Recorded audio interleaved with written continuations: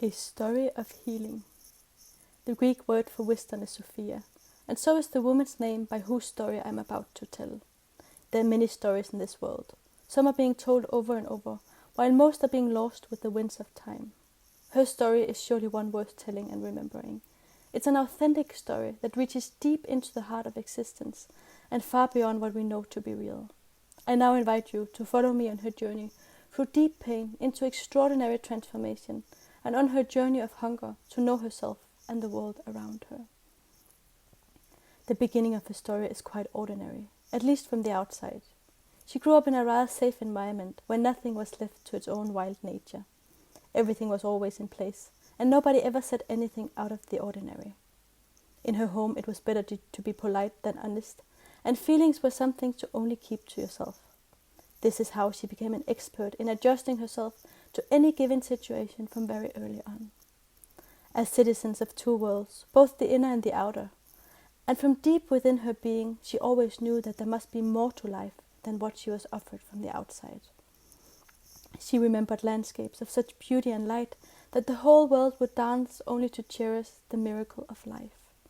But the outer reality was strong, and as she grew a little bit older, she had become so good at suppressing her emotions that she hardly knew what she felt anymore. One day she stood in front of the mirror in her room and looked at herself when she noticed something in her eyes that she had never seen before. A bright sparkle that almost looked like a flame. Surprised to discover this glimpse of light inside of herself, she started questioning, who am I really? A question most of us ask ourselves quite frequently. But in her case, it was fired by this discovery of that sparkle of light inside of her eyes. Maybe she was not only this nice and polite girl that she had always been taught, but far wilder and more passionate than what her environment had ever allowed her to express. After that day, a flame had been born inside of her, and she decided she would go on a journey to know more about herself. Hungry to know the world and all of its secrets, she set out on a journey across the ocean to see what was on the other side. Impatient to know all that this world had to offer, she fast learned the meaning of patience. Every long journey starts with the first step, so she went one step after the other, saw great outer landscapes that would bring her to her own inner ones. There's an inner landscape for every outer one, she fast discovered, one to bring out and reflect the other. Life taught her many lessons on the way, but the most important thing she learned was to start listening to the very teachings of her own soul. There she already knew most things. All she had to do was to start trusting it more. In times of history, where inner life has very little value, she so often found herself unable to make any bridge between her inside and what she was experiencing on the outside to be reality. Unable to find any answers to her questions through the people she met on her path, she one day decided to go and ask life itself. Feeling rather silly to even think that she could speak with the world, she one time climbed a high mountain peak and stood on its very top and asked, "Who am I and what is the purpose of my life?" Full of hope, she stood there naked and vulnerable, but as expected didn't seem to receive any answers. The mountain remained still in all their dignity. Nature seems to know its place and never fall out of rhythm, season after season, year after year, she concluded. She felt a little embarrassed to have even thought that she could ask such question, and even more embarrassed to think that it would speak back to her. But just as she turned around to start climbing back down from the mountain, a soft wind started blowing in her face, and she heard a soft whisper in her ear. "I'm the wind. I know all things and connect all parts of this world with each other." It spoke to her in a tone of feeling really proud of its own nature. "I'm free and I can go anywhere I want at any given time," it continued while playing around with her hair and making her shawl dance around her neck.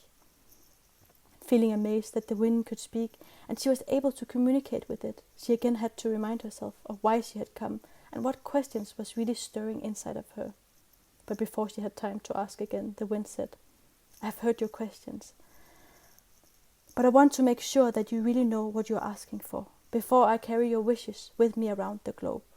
Sofia, who had not known the consequences of her wish to know herself and the world, had nodded and ensured the wind that she would go through anything in order to know herself and find the very reason for her existence here on earth.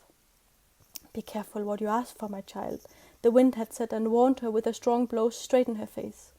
Wishes has a way of coming true, it continued, while blowing softer and wilder around her. She ensured the wind she would do anything and go through anything it would take for her to know herself, so she could become free as the wind itself. That day she made a promise to life that could never be taken back, and the wind left the mountain top only to carry her wish wide and afar, so it would not be forgotten. Sofia, who had not known what she had truly asked for, climbed down the mountain top and continued her life as if nothing had happened. Soon after she would return to her roots in her homeland in the far north. There she met a man, and soon after became pregnant. She who had always been questioning life and all its wonders. How could she accept life outside of her before she had felt it growing inside of her? And for every day her belly grew bigger and bigger, the more blown away she felt by the miracle of what pregnancy truly are. And by the time her little baby girl arrived, and she held her in their arms for the first time, she could not be happier. Life had gained new colors, and all the pain from the solitude of her childhood had left her for a while. Soon after, a baby boy had followed, and the family circle was perfect. But in the midst of all her happiness and joy, she discovered that her body had gotten weaker. It felt as if she had given away all her life forces to these children, and now had very little for herself. Her children, on the other hand, had arrived in such good health, and were feeling themselves in harmony with their home here on earth. While her children grew older and stronger, she herself became weaker and weaker.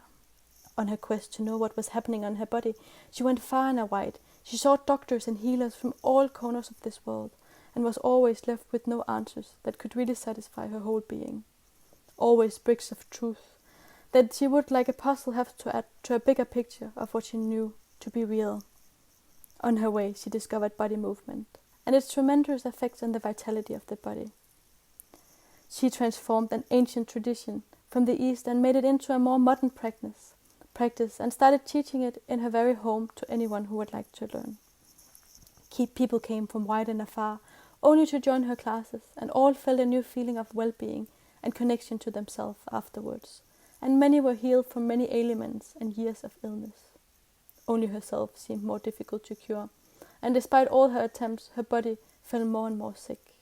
Just as a child learning to walk, she as well had to learn the art of falling in every meaning of the word.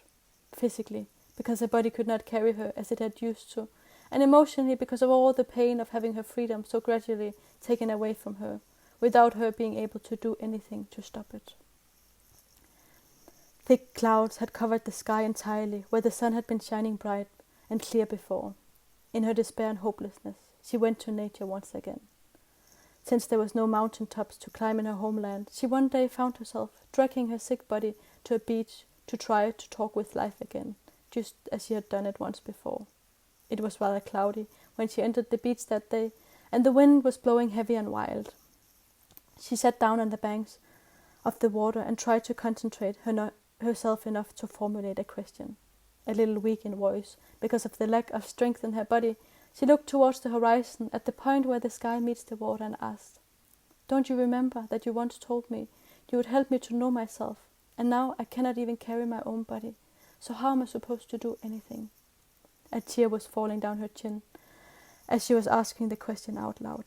That tear held all the emotions of pain that humanity had ever felt in just one drop. Often she would spend hours crying her pain out these days. Tears cleanses the soul, she learned, and they became prayers to her when all words had come to their limits. Nature didn't seem to take much notice of her. The wind just came blowing impatiently back and forward, and the waves and the water kept moving back and forward in a forever attempt to reach shore. She asked again with a louder voice, but everything remained still except from the echo of her own words. Tears were now falling down her face as a river, while she gathered all her strength and started yelling, "Why have you left me here all alone with all this pain? Don't you have any mercy?"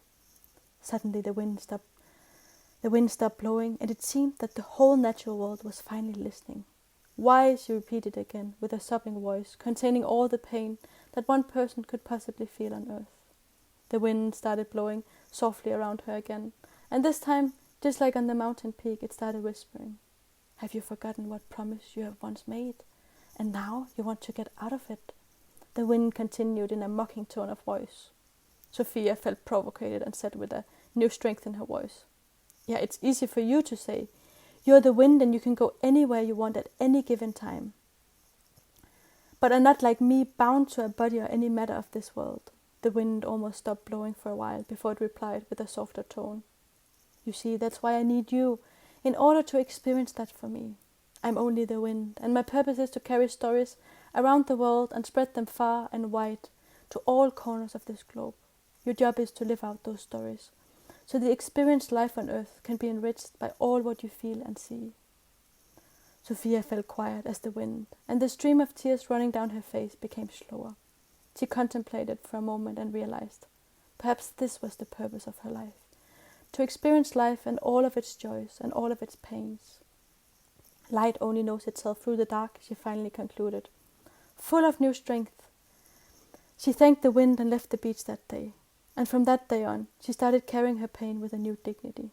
She had the power to tell a different story about her life and why she was suffering than what the outside world could really understand. Full of new vision, she started writing her own book, her own story into words that would eventually become a book. The power of healing is always in the stories we tell, she wrote in the book. And many later came to thank her for having brought her wisdom out in the world for others to benefit from. Writing had become a bridge for her to connect her inner world with the outer, and now through her words she had a voice in this world.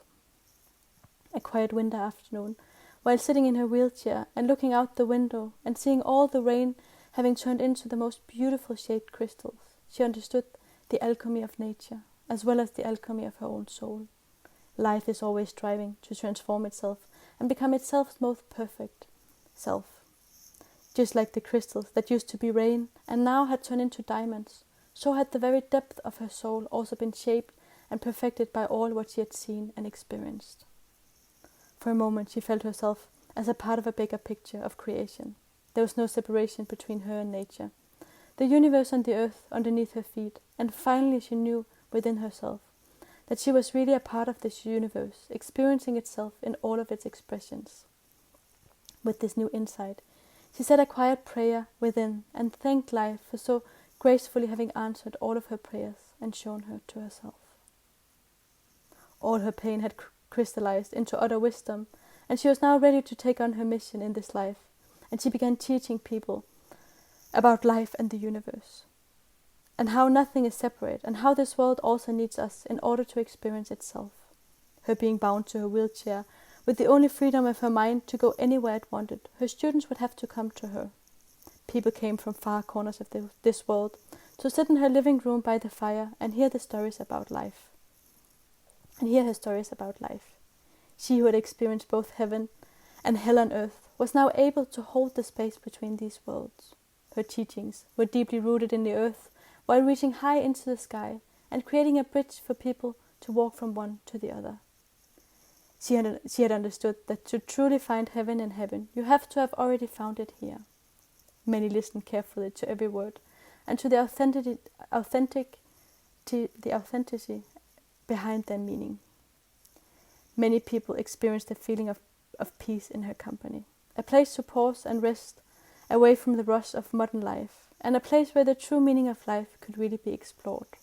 So she went on teaching, just by being herself and telling the stories of what life had taught her, the greatest teacher of all. Even the wind would sometimes pass by on its endless roaming around this world and would stop and listen for a while. Many times death came and knocked on her door, and often she looked it straight into its eyes. It would tell her stories of how wonderful life would be on the other side. All she had to do was to cross that bridge and she would be free again. But Sofia, who knew that life only knows itself in the face of death, knew that her time would eventually come.